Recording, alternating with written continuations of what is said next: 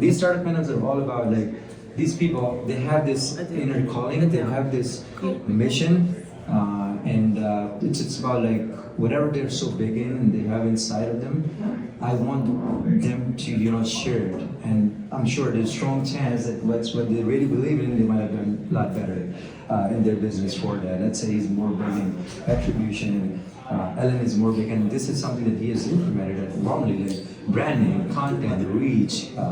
So I was just telling you guys about Ellen, the co-founder of Warmly.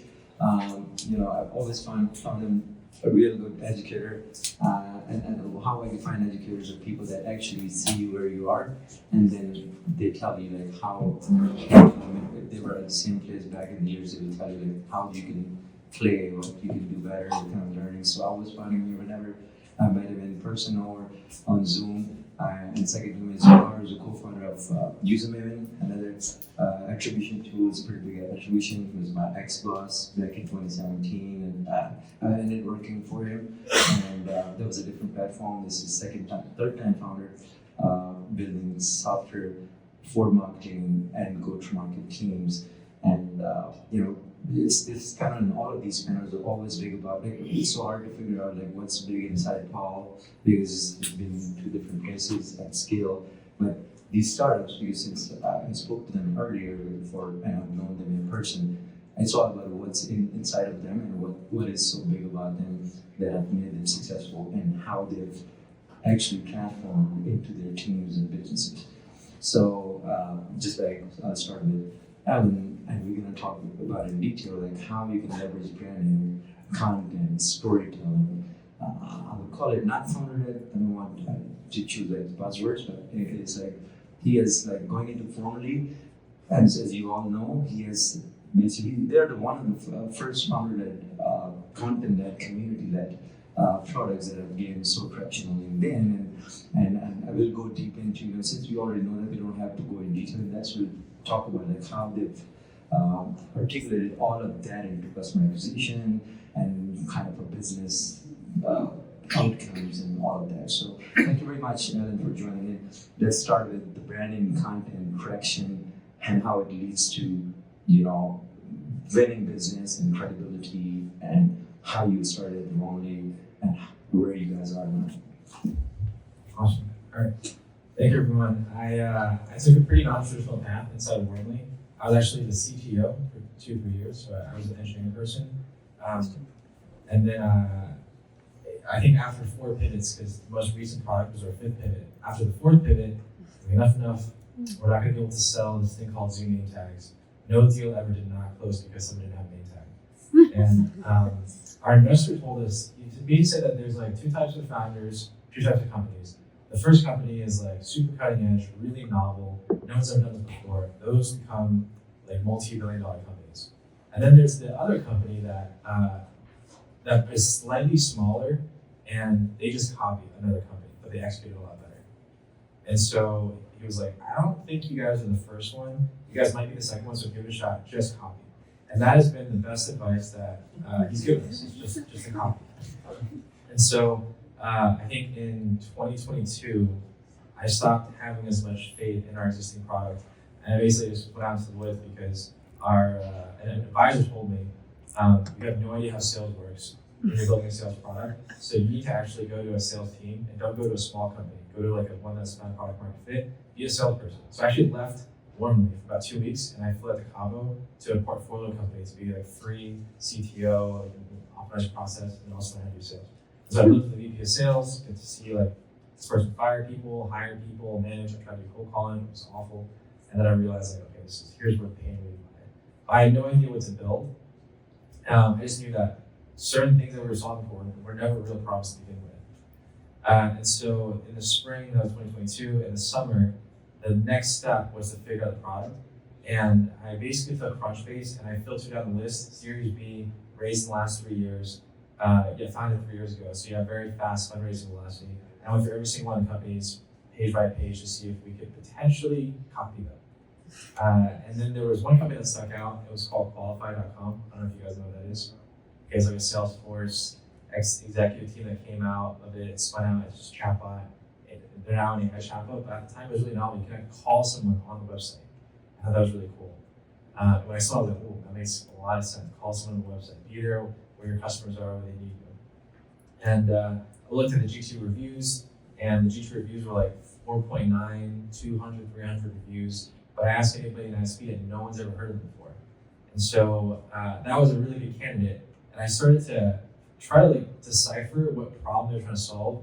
And it kind of hit me that they're trying to solve the timing issue, be there at the right place, the right time, the right message. And the hardest thing in go-to-market class, what you say, when you say it, and who you say it to. The who and the what you say have kind of been solved. The one that hasn't been solved yet was the when, and they sort of solved the when in a pretty novel way. And so when I started asking people, I was like, okay, how much would you pay to have this problem solved? Everyone said, yeah, 9 out of 10. I would pay 9 out of 10 to have that solved. Okay, good. How about this solution? I just showed them qualified homepage. I'm like, is that your company? Like, no. But how much would you pay for it? Like, I would pay $30,000 for this solution. Didn't build anything, didn't say. It was just, this is the product that we're going to potentially build. How much would you pay for that? And he said $30,000. And that was like all the market research I really need to do to actually start the next pivot. So while the rest of the company was focused on Zoom name tags or whatever, I just took one engineer and I had this goal to just get to 100K ARR by the end of the year. So we started coding in October 2022. Go back to our roots, just, build an MVP from scratch. We had a new code base, and then see if we can get to 100K ARR by the end of the year. And so the next thing, this is where I think it's helpful for founders to hear this. The next part is like the processes, at least from my perspective, didn't really matter. It was all about racing towards the ARR and however way, shape, or form it would be possible. And so the novel thing that I think we came out with at the time was that there's this tool called getcabal.com. Okay, it's pretty good. GetCabal is originally used as a newsletter for your investors to keep in touch with what's going on in your company. So they had this one feature that allows you to give advisor equity. And so it allowed you to give micro advisor equity grants. And so I would just give like $1,000 worth of one equity, which on paper sounds like it's actually not that much. Considering if you raise a decent amount of money, it's not really a lot. And my outreach message was, hey, VP of sales at some mid-market company you want to sell into. We're looking for advisors. It's equity backed, and you seem to be a good fit. Would you want to get on a call? And it was like 90% people would say yes, I would want to get on a call. And the only thing I showed them was like, this is our product. What do you think? And that's all. I didn't have to convince anything. They just had to ask, how much does it cost? And I knew it would be someone who would buy it. 15-minute calls. So we got our first 10 customers for almost 10K deals. So basically 100,000. So I think 15 customers gets 100K. And we hit the timeline. After that point in 2023, our website still says Zoom name tags, but ARR-wise, our velocity was much faster than the second product. So okay, that's traction. And then once we knew we could sell this thing, and by the way, I had no idea why it worked. That's the beauty of it. I have no idea why people wanted to buy this. I always thought maybe it's because it's a chatbot, maybe it's because it's video chat, maybe it's because it's tech. I didn't really know. But that's the thing, it doesn't matter, because when you copy, it's proof by induction. Someone else has already proven it out for you. They've created a language for it. They've created a market for it. It's like Tesla, Elon Musk always knew that people like driving things with a steering wheel and 4 wheels, and there were already a bunch of roads out there. And he's just going to change one thing and add a battery to it. And so for the first 100K revenue, it was pretty easy actually, because we were just that thing qualified, whatever you're trying to copy, but cheaper. Because the natural thing happens is like as a company grows. Quick question. Yeah. I know a lot of this is so hard on the marketing and distribution and messaging side. Could you put more thoughts into how you can definitely copy what works, what other businesses are doing, SaaS products and all, feature-wise or whatever, but how you can be highly unique in distribution and messaging at the same time, because people, you can sell it differently, you can create different marketing, storytelling and all of that. So how is that successful? We already spoke about it too, and like having a unique sort of storytelling in distribution and messaging.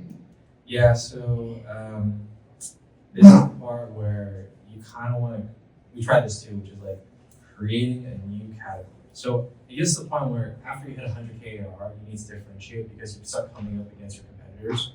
And then you can't just copy exactly what they have. You have to be a little bit different. And so I guess for us, I looked at every single one of our competitors' websites, and then I talked to every single one of our competitors' customers who used it under the guise of we're just doing some research. and we're considering buying your tool, would love to understand why you enjoy using it. And I just go to G2 and look at the person, and find their LinkedIn, reach out, and say, this is like, we're considering buying your tool. Would you want to get on the call for 15 minutes for $20? And everyone would say yes. So get on the call, ask them what they liked about it and what they didn't like about it. And what they didn't like about it is really interesting. So what they didn't like about 6 cents, for example, which is a big behemoth in our space, was that it took forever to set up and nobody knew if it actually worked. And the third thing, which is a black box, and the intent data was good, but if you don't pair intent with action, it doesn't mean anything. So I just took all these things and then turned that into essentially the Series A launch announcement of like our story. And the story was like, okay, 6 cents services enterprises. Intent data told us there's nothing new about that, but we're going to serve SMBs. And intent doesn't matter unless you act on it. And so we do that the best. And SMBs are suffering the most, and we bridge that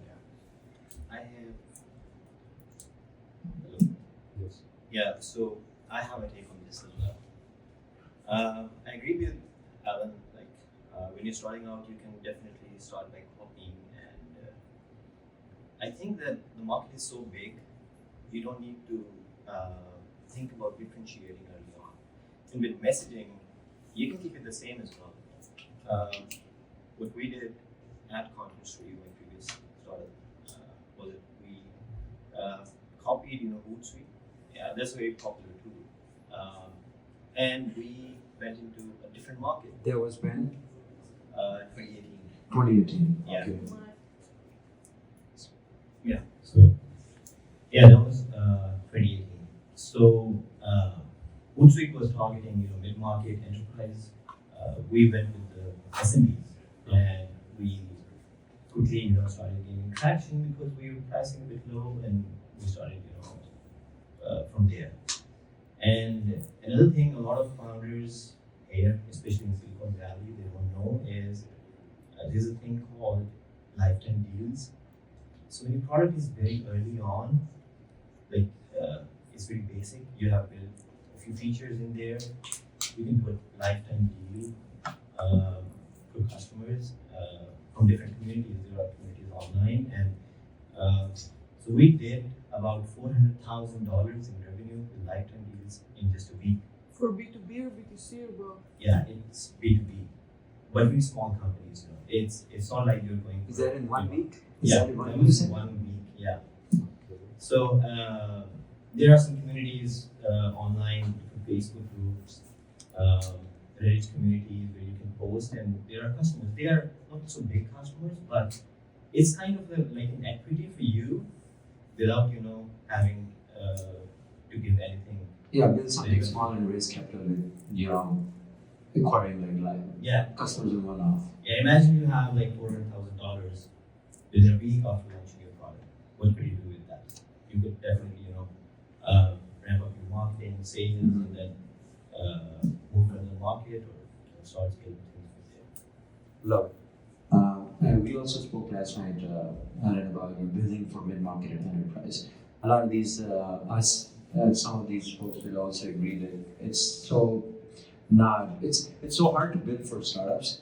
SMB, number one, they don't have a lot of money. They don't believe in a lot of in our space, at least GTM and they don't invest a lot early on into these kind of tools. They're more in a belief system of building something on top of HubSpot, uploading, different manual work and all of that because they don't have a lot of customers. But how do you see it building it for enterprise within enterprise? And we can have another session with Oak3 that they are only sending enterprise and they are doing pretty good at it in a very short time. But building it only for the mind of mid-market or enterprise segment and doing it really, really right at a product. What's your take on that? And then I'll take on attribution later on. Yeah, so this is something that we had to go through, which was we built for SMBs, and SMBs sell really easily, but they're very hard to retain. And so we had to move up market into mid-market, and that's for us, 100 to 200 person-sized companies. Anybody that had a Salesforce admin, that to us was okay, it's a new ballgame, you have an admin. For these guys, it's the good thing about it is they have a dedicated role, typically use our products, so churn reduced. The bad part about it was there's so many operational complexities, and the long story short of what I can say, And this kind of boils down to everything from sales to product to operations. So I was talking yesterday, is you kind of just have to hire really, really smart people. Not just people with a lot of experience, but they're super smart and talented, and they think quickly. And like the shortcut to this is hiring high IQ. And we sort of do it implicitly for our interview process, but I know companies that just actually will proxy the IQ through, maybe a conversation with them, and then they know that they're 140 or they're 130, and then they can proxy it based off a conversation with you that you're probably around 120. In our company, we've done an IQ test, he's around 130. So it's kind of like that. And then if you're 130 or above, then you can probably take on this type of complexity. Because at some point, as an AI company, you don't really have much defensibility. Implicitly, every AI company is just a talent company. And so you kind of have to hire the best, most talented people. And so for us, when we're coming up against our big competitors like Unify or whatever, we're looking at each of these guys as like, how good is their executive team starting off? Is our marketer smarter, faster than their marketer? Is our CEO smarter, faster than their CEO? Because it just works its way down, and you would never really, on average, work for someone typically with, in the long run, a lower IQ. So it's very hard for a 130 to hire a 140. Just in conversation, it'd be difficult to get them on. And the jump from 130 to 140 is massive. It's huge. Right? So if you can accrue as many of these 140s as possible, then you can start to handle higher and greater levels of complexity that isn't really necessary at an SMB company because they just care about like small bits of functionality and don't care about scale. But as you start to scale, like pricing and packaging comes into play, customer support, onboarding, as you move up into enterprise, it's like how do we sell to more and more people? So it just at every single rung of the ladder and every single function, it benefits from having a higher IQ. Okay, so would you like to share the playbook later on if anybody wants? Yeah, so there's a couple places that we try to arbitrage this, and it's thankfully we can hire remotely, so most of our teams are remote. And we know we couldn't compete against price in SF, so we don't hire almost anybody in SF, to be honest with you. We had some bad experiences, and we take that money and we put it elsewhere. Brazil has been fantastic for us, so I just used this LinkedIn, it's automation LinkedIn, it's called Salesflow, and it's really easy to set up, it takes 2 minutes, but you just connect your account as a founder, it's pretty easy. Connect your account as a founder and then just reach out to these people, and for us, we just look for a principal engineer in our tech stack, language is English, has been working for 10 or more years, so you don't have random people who are junior. And then look for people who work at companies in the US. Anyways, there's some mix of this where you can afford to hire, we can afford to hire in Brazil. And the average or the 99th percentile pay is 130. And so you get 20 plus experienced engineers. It's just one way to do it. So our engineering team is Brazil, our SDR team is Macedonia, and they're all killers out there. And they have really good English, large LinkedIn followings. So long story short is that there's arbitrage still existing in the world, and there's talent everywhere, and they're very good. And that's our approach. Perfect. So it's about hiring the A players and not necessarily a lot of experience. And he would like to also share any playbook that he has to craft the right talent in terms of IQ and all that. Anything wants you guys feel free to have it, and he can share the information. So just a quick background on Waqar and Usermaven. I know that it's easy to think about organic and content, traction and all. We're maybe doing it pretty good. How is that going along this way? I've seen like the LinkedIn taking down a lot of these posts, like traction wise, a lot of this, like they have changed on algorithms and all. You've been doing pretty good for so long, but I don't see a lot of these posts from your team recently getting so much of traction. Is there any reason you guys figured out? Yeah, so LinkedIn is like 80% of our pipeline, and it's kind of always been that way. So we have only really like one good form of attribution is how did you hear about us on the forum, and it's just a form fill. It's not a yes or no or like a pick list. It's just how did you hear about us, blank, and then we can use ChatGPT to just copy that, export the CSV, put a check, and then just say like categorize from there. And it's like 80-90% LinkedIn, maybe 10% organic search. So for us, LinkedIn is a huge channel, and so much so that anybody we hire in the sales team kind of has to have a LinkedIn presence. Like they cannot not have a LinkedIn presence because we can afford to be that picky. And the second thing is everyone needs to post on LinkedIn. And the best poster, of course, is our CEO, has the biggest following, like 35,000 LinkedIn followers.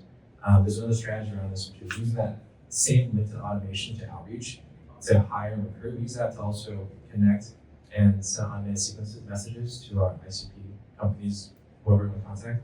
And so that thing is like running in the background. So every single day there's just passive value accruing where we would add like 50 people on LinkedIn for each of our accounts. And so that's how one way to grow the follower base. And then we also post every day. The posts that tend to do pretty well for us have been, and our CEO is really good at this, but standing out in some remarkable way. Just being really edgy, and any press is good press. Edgy in what meaning? Like, Edgy, like hot takes, like pretty hot takes on the industry, and then also being super controversial. highly opinionated and controversial? Yeah, highly like breaking glass type stuff, and sometimes unintentional because we're such bad founders. I think we put out a post about trying to hire an intern on paid at SF, and everybody was just reading this out because we can't do that really well. But we're like, that's fine, you got suppressed. And yeah, you probably saw that one too. Yeah, I think the consistent theme is nobody really cares about your products. People probably care about more you as a person. And so telling things in terms of stories is really good. So our most successful post was called Going Clear, and in which case we would just say like, okay, this is us. It's gonna be reality TV. We're just gonna tell you everything that's happening with our company, our revenue, our metrics, the good and the bad, because we don't have a choice. Our competitors are much better funded, they have better talent than we do. So we're just gonna go clear and tell you how it goes. And that one got like 2,000 likes, which at the time was a lot, and I think over 100,000 views. And for one day, I think we just took over LinkedIn. And even from that point forward, like that post has been the reason that a lot of people know who we are. Just one post, and that was it. And then from that point forward, we're like, okay, this definitely works. We started to realize that you need to be, it's like personal, be useful, which interestingly, we're not as good at being useful, or personal, useful, or entertaining. And so we've been pretty good at standing out and being personal. Useful, our second best post was how do we go from 0 to 1 million in a year? Like, here's the tool stack, so that was kind of useful. And then the personal part was like, here's our dream to get there. The last piece was, we think really differently. So we had one guy, his name is Keegan Otter. I don't know if you guys ever heard of him before, but he's pretty famous. Around the sales space, he wears a cowboy hat, and everyone knows him as the sales cowboy, the software sales cowboy, because he wears a cowboy hat at all the conferences.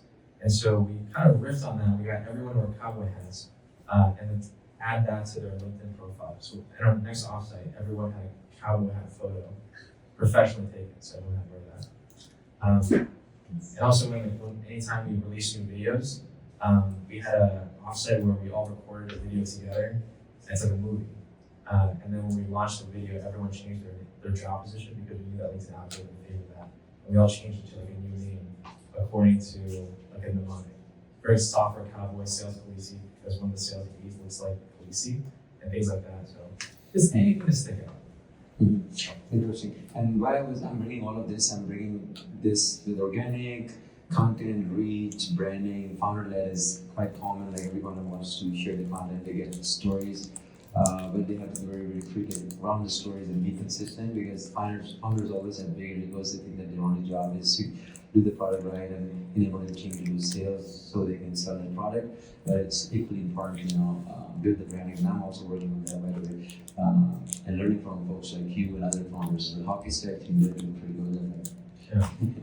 So, and all of this ties to how you're tracking it to the bottom line. At the end of the day, if I get like 200 likes on my LinkedIn post and a lot of people checking out my website, and I'm not tracking that, and even if they do, I'm not tracking them. Like how many of them actually checked one of my features and signed up to our product and all of that. So now it comes to attribution, like organic versus paid, and how accurate it is, and how people are doing like all their own things because you're serving customers, you know their problems, and you're fixing them, getting your hands dirty in trenches with them. Because I know that's not your job, but they make you do that. All of the tracking and fixing everything. So tell us more like on a high level, all these founders that how important it is to do the right attribution and think beyond Google Analytics. Anybody running a blog might be doing the same Google Analytics. So while you're doing a product, then you have features, you have success, you're recurring kind of model and all that. So tell us more around that. I want to learn too. I don't pay attention a lot of times when you speak, but this time I do. Yeah, so attribution. I mean, when we talk to marketing teams, and we felt that a lot of experienced marketers don't even know what attribution actually is. And I was just talking to Alan yesterday, and he told me that they're not even doing any kind of attribution. And I asked him like why. It's so many businesses are missing out on so great insights that they should have early on in their business. I mean, you're getting so much traffic from different channels. I mean, SEO, you're getting, if you're running paid ads, you're getting traffic from LinkedIn, maybe an affiliate or an influencer sent you traffic from somewhere. How do you not know where your traffic is actually coming from and which leads are converting into customers and from which channels actually? And there is another very important aspect of attribution. Most people think that attribution is only for acquisition, but it is also about retention as well, because you can easily link back your most important customers back to their first source if you have attribution in place. So think of it like this. For example, if you have high value. Some also practical examples, because when you talk about paid marketing and paid acquisition, a lot of our founders they don't think about spending 30 grand a month on LinkedIn ads, and also think about like organic search and how people get a lot of these. We get like 3 to 4 signups every month. One of our products, not this one, like from ChatGPT recommendations, Perplexity, and all towards me that we have seen just last month. So all of that tracking as well as the paid. Sorry to interrupt. Yeah, attribution is not only about paid ads. Imagine if you're writing content on your blog. Do you know like which blog is producing leads and sales and how much revenue it is bringing to you? Most of the companies don't even know like which blog is actually converting traffic into customers. So if you're producing content, if you're sharing posts on social, you need to know like what kind of content is resonating with your target audience, so that you can produce more of that type of content to convert more traffic into more customers. And eventually you will start to know like where your most of your high paying customers are actually coming from. So high LTV customers, you need to know where they are actually coming from, so that you can focus on those channels, those types of content. We've seen a lot of examples where companies have been putting their efforts and money on wrong channels. I mean, they're literally wasting budgets on paid ads, and they're looking at, for example, Google ads, the analytics the ad platforms are giving them. But let me tell you, like those stats are literally broken because of privacy challenges, iOS 14 updates. Most of the people, even experienced marketers, don't even know like their tracking is broken because of the iOS 14 updates. Whenever someone clicks your ad and it goes to your website, all the tracking parameters are gone. So you have to implement first-party tracking that we actually do at Usermaven. So it's not just about having data, it's about having accurate data. So you need to know what exactly are you measuring, how you're measuring it, and what kind of outcome you're expecting from it. So you have to take it the other way around. First you have to think, okay, what kind of insights we need?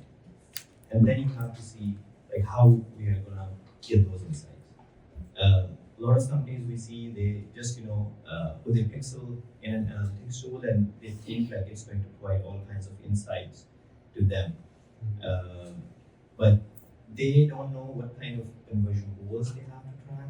They don't know what kind of events within the product they have to track.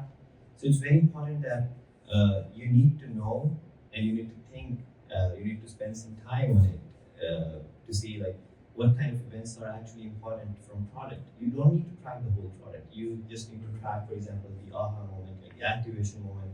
You need to track some deep adoption moments. For example, at Content Studio, when we were tracking onboarding and activation, originally we tried to track like how many people were publishing content to social media, which was actually wrong, because whenever someone signs up, it's very natural that they're going to produce share content on their channel. But what was important was you have to track whether they're coming back and posting again or not.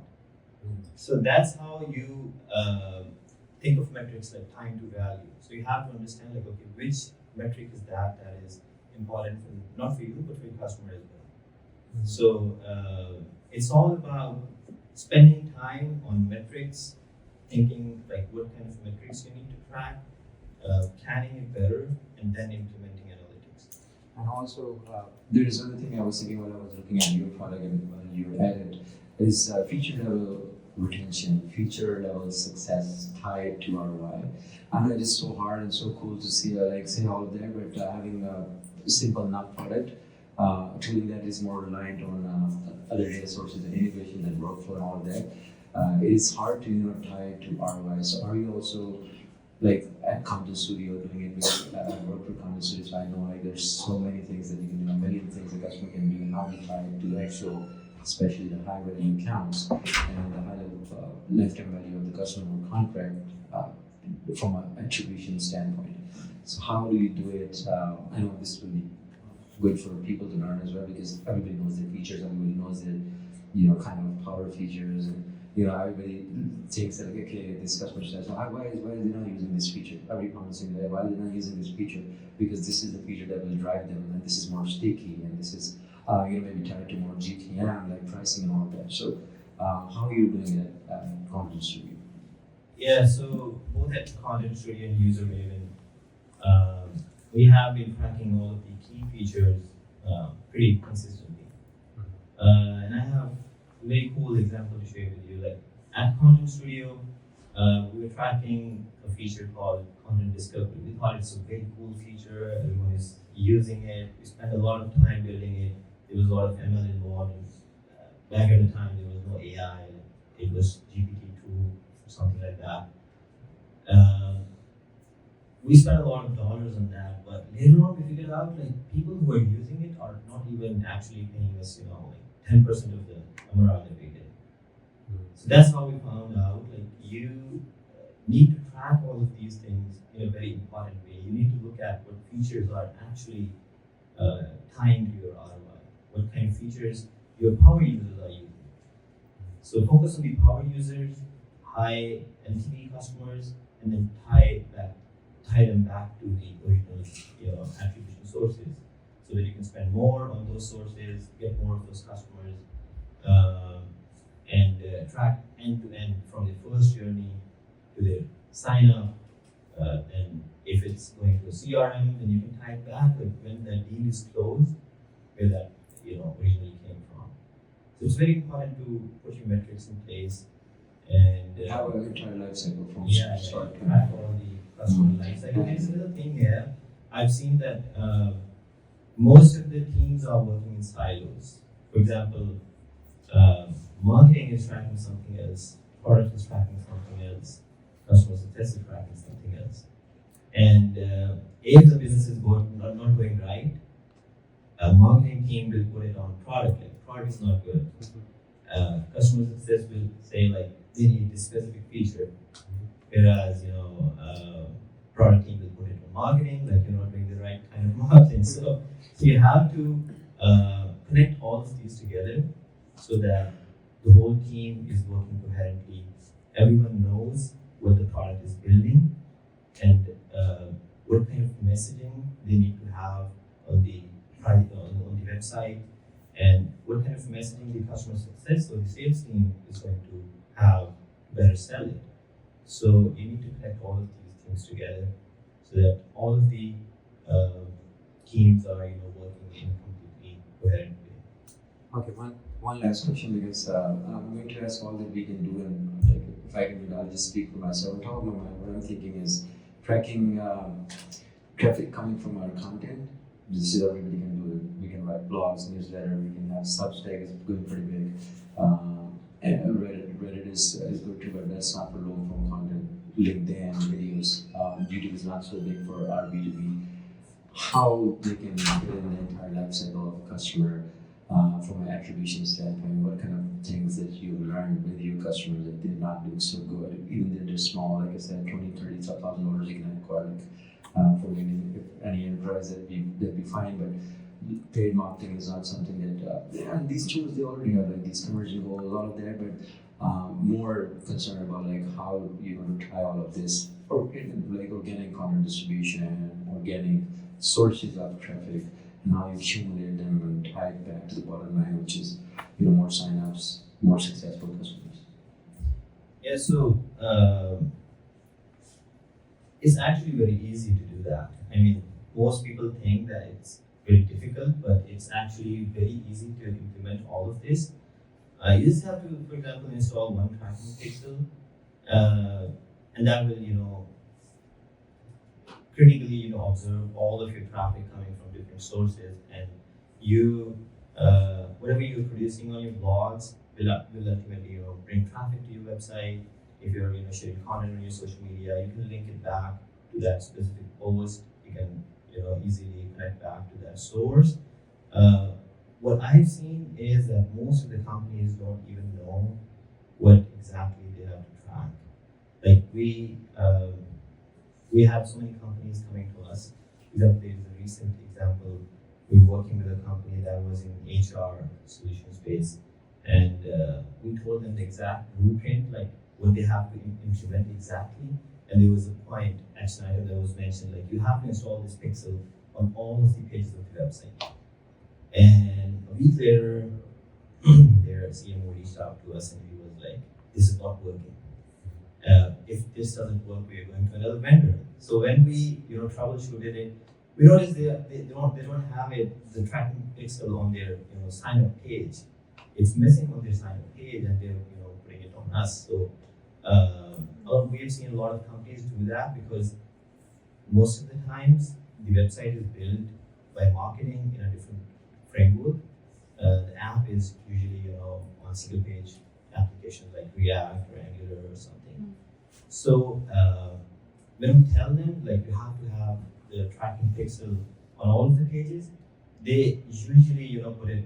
They usually give it to the product team, and the product team doesn't even know like okay they have a marketing page that was the sign up page or login page, and the tracking needs to be on that. So do you have these kind of different problems when tracking? So it's very important to have a complete blueprint of how you want to do it, and it's more about getting the whole team educated, like how to track it. Customer education is also big, like in this space, and there's more people that are going to join the next panel. So, quick question on this: you're close to I don't know 10 million this year, or hopefully next year, if not this. What is the biggest thing that you think towards growth? You are also part, by the way, he's the product guy, he's the chief product officer as well as a co-founder. Previously was a CTO of the same company as well.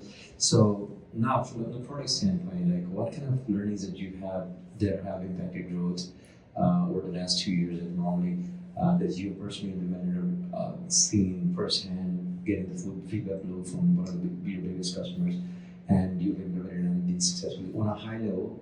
Just explaining not just features and all, but on a high level, what was that kind of art behind it? Like this guy Paul said that they took some initiatives involved that actually accelerated their growth, and not because of enterprise, because of SMBs and slightly early mid-market customers, and that's how they actually grew and scaled.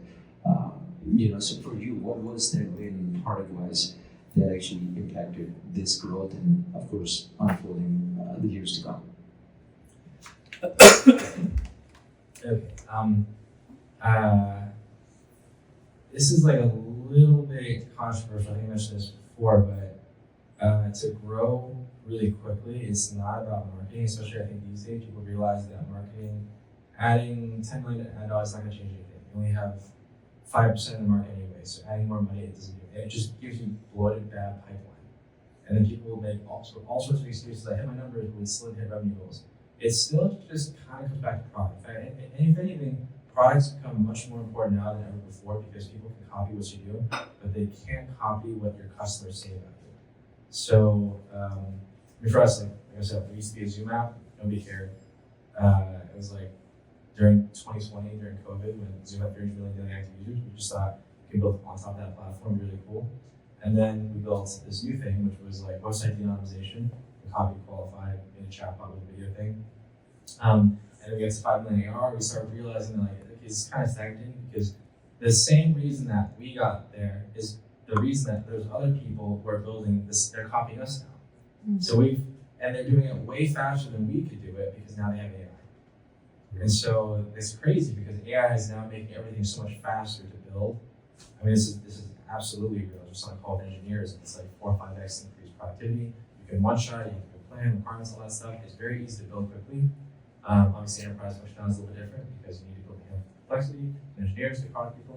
But essentially, like, it's just harder to have real staying power. So the thing about product that hasn't really changed yet is like, there's this amorphous blob out there that's your user, and then there's the market landscape, and there's like the barbarians at the gate almost, which is like the OpenAI and Anthropic, who every time they come out with a new upgrade, they feel like, there's a graveyard of dead companies and startups. So like all these things, this is like more complexity than you ever had to handle.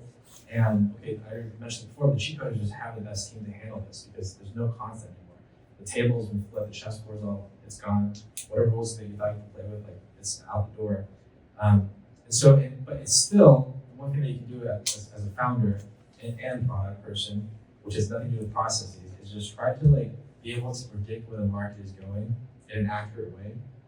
And it's called like market calls like, show me a product architect and a product picker, I'll show you product market fit. They have to be able to identify like who in the company is the product picker that can see where the market's going and they can pinpoint it. It's like amorphous blob. They keep picking and poking and prodding at it, and it shows up in like the product request features that they make, and it does come through when those features get used, and they'll say something really controversial and say, I think we should go here.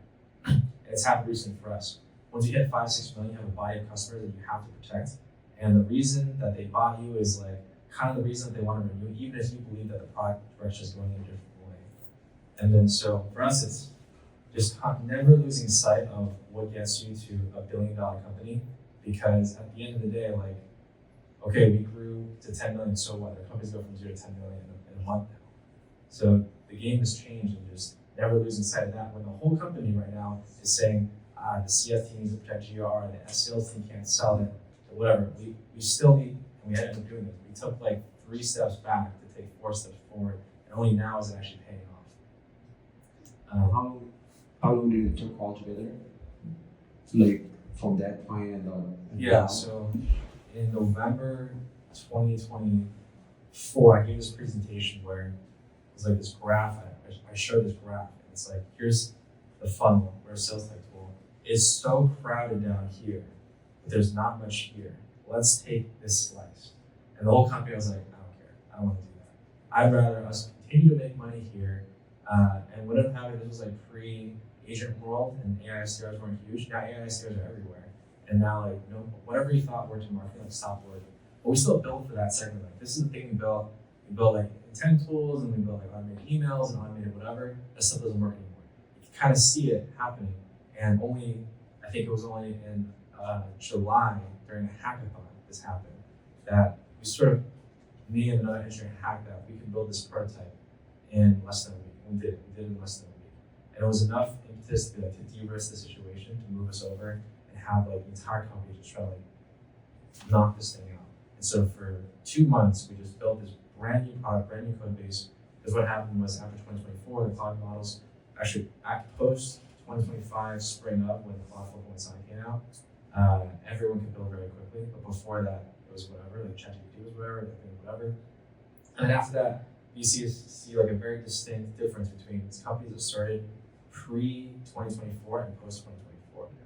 And so in order for us to compete, we had to like basically be that company that just like started from scratch with a new code base, new processes, new practices, new ways of thinking. And that started in August, and now we're in October. We're starting to see the benefits of it. And so it's just something to keep your eyes out for. Like, never long journey.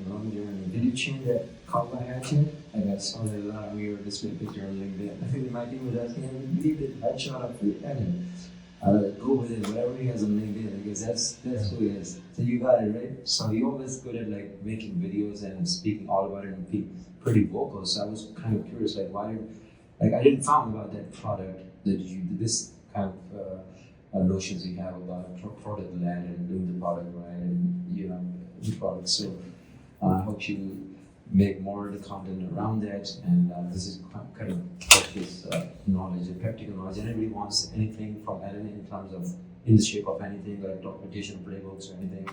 We'll be absolutely willing to share with you guys. And this is the whole purpose of doing all of this.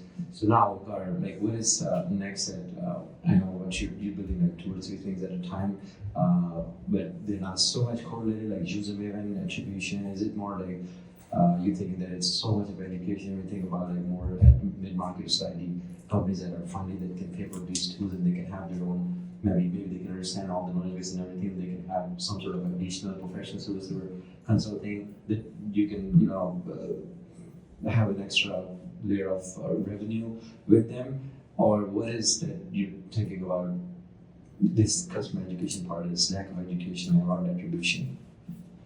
Yeah, so there's an interesting thing we did about like 6 months ago. We were, already helping customers during the onboarding phase. Like we were spending a lot of time.